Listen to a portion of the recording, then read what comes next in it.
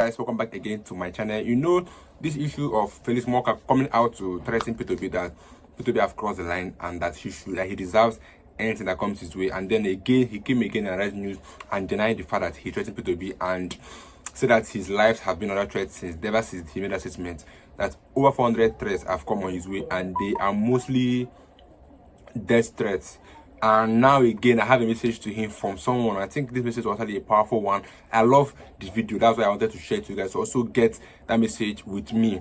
And I think Felix Moka made a mistake by coming out to threaten P2B, because I don't think anybody threatens to P2B and goes free. And the fact that they think that obedience are calm now, they should wait till 2027. They will see the new obedience, because now even the Northerners have joined the obedience. The Southwest have joined the obedience. The Southeast obedience. So most of these regions have joined P2B now because they've seen what he did in the northern side. They've seen that this man is capable of making lives a better place or making Nigeria to be one. So there'll be more of obedience come next election. Let me like that what the message for I'll to guys shortly. P2B has crossed the line.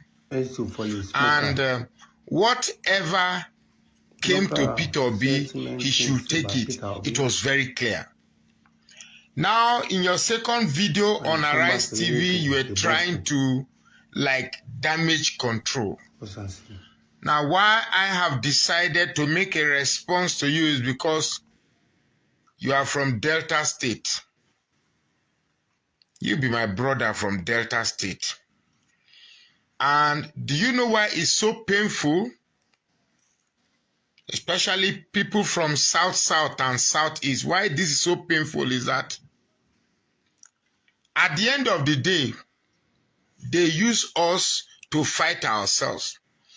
Well, since you have decided to become a stooge of the cabal to threaten Peter Obi, saying that he has crossed the line and whatever comes to Peter Obi, he should take it. That is an unadulterated threat. Put it any way you want. If anybody from the obedient camp had made the same threat using the same words, I am sure such a person would have been in Kirikiri by now. I am sure the DSS would have swooped in on such a person and would have arrested him. And so let me tell you something. I know and I hope this video comes to you. Hopefully it will. In one of my videos, I made the analogy of the wildebeest. Now, I don't know whether you know the animal they call wildebeest. I think they are herbivores, mostly found in the wild.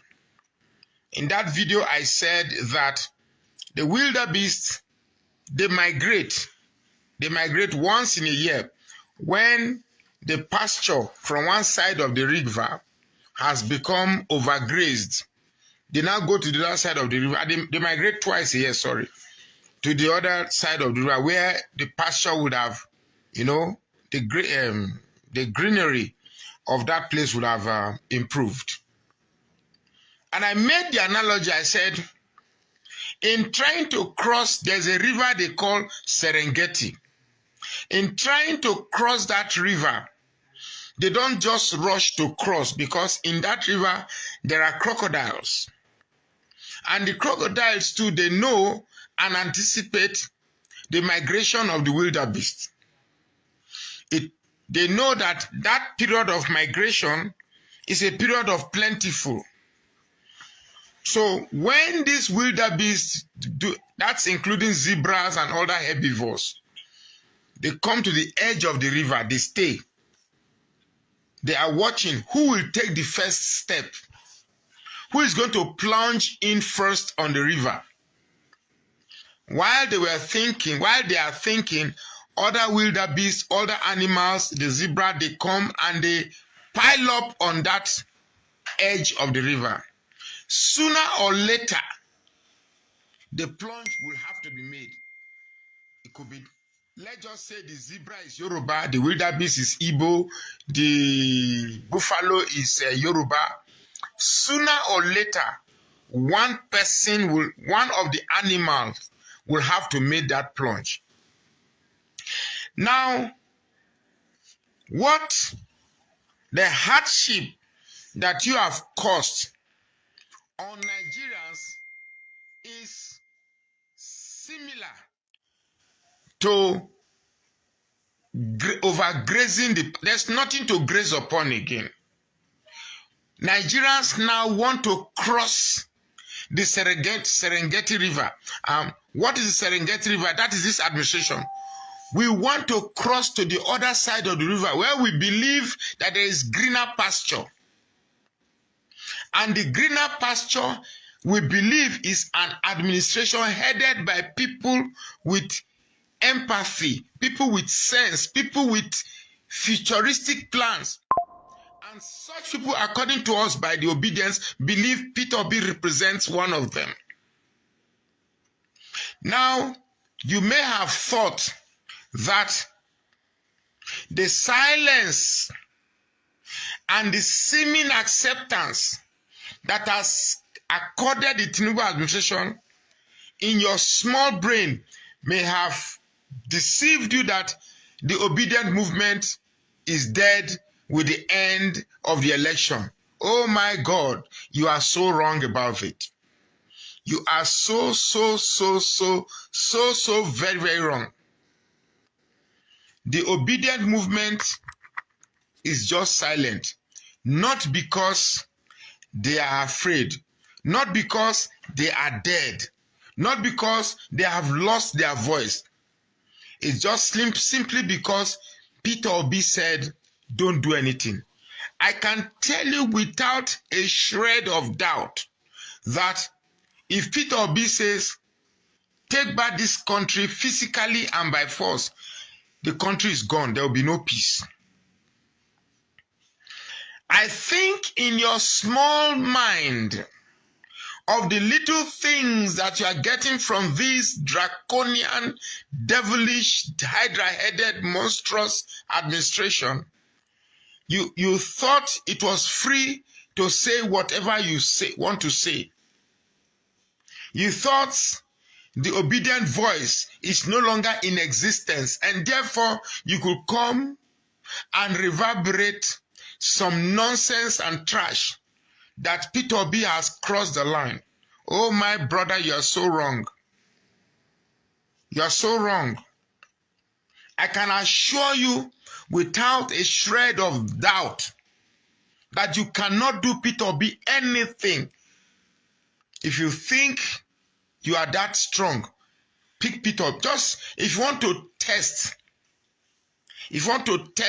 the resolve of the obedient movement, pick Peter Obi. I dare you. Pick Peter Obi. I dare you.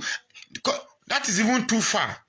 I'm even daring you to pick me, that I've said on this account that I said, look, since it's a trade of threats, I'm daring you to pick Peter Obi. Touch Peter Obi.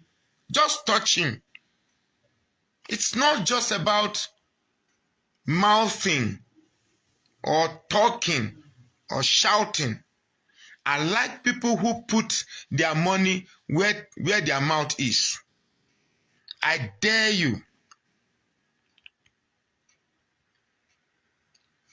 We, the obedient, are silent because no blood of Nigerian is worth our political ambition.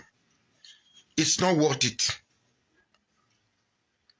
Because we want to save Nigeria and Nigerians. So it is not worth losing one soul. If a better Nigeria must come, it must include every soul. But if you must push us to the edge of the Serengeti river, sorry, let me take that again. If you must push us to the Serengeti River and somebody makes a plunge, I can assure you that we will definitely cross to the other end of the river. And no amount of guns, no amount of arrests, no amount of threats, intimidation, blackmail will stop the surge. And that surge will come not because we decided, but because you pushed us to make that plunge. You are my brother. I just quickly went through your biography on social media. I just saw that you are from Delta State. I didn't know what part of Delta State. I don't know where Moka is from. But as I see your face, so I suspect say you be Urobo Isoko. So why would we are the ones feeding this country. We are the ones feeding this country. Yet, those who feed from us use us to fight ourselves. Because at this point in time, on that Arise television, the only thing in your mind is a small circle where your mind cannot transcend. It's a small circle around your feet where your mind cannot transcend. And therefore, because your mind is limited by that cycle, you want to prove to your masters to enable you become relevant in that small circle. It's a pity.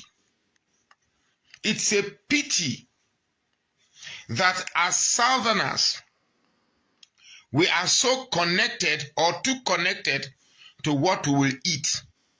And once we get what we will eat, we can sacrifice the general interests of our brothers. Now, you may not understand or have a feeling of the sufferings of the masses. Because, hey, with your job right now, you cannot feel the impact of buying a bag of rice at 110,000 naira. As a stooge, you cannot feel the impact of buying fuel above 1,000 naira. The worst part of the matter is that that person that did that thing was just a chieftain in APC. That is coming out. It's not like he has a higher up position in APC. He just coming out to threaten P2B, and that actually brought more hatred on APC right now, because him coming out to threaten P2B was actually a negative thing to do in a broadcast, and then again you're coming to deny it. Because on another second interview, he was shaking, he was stammering. That shows you that he was lying. That he did not threaten P2B, which was automatically a lie. It's not even it's not even hidden that it's a lie. That he was lying. Because his face, his tone, everything showed that he was lying. And then he received so many threats, and some people have come, people like Barrister Ike have said that he's going to handle him himself if anything happens to P2B. And some other Nigerians have said that if anything happens to P2B, that he should get ready. Because they will all gather and fight him. They will all gather and threaten him, that he will see what is threat when anything happens to P2B.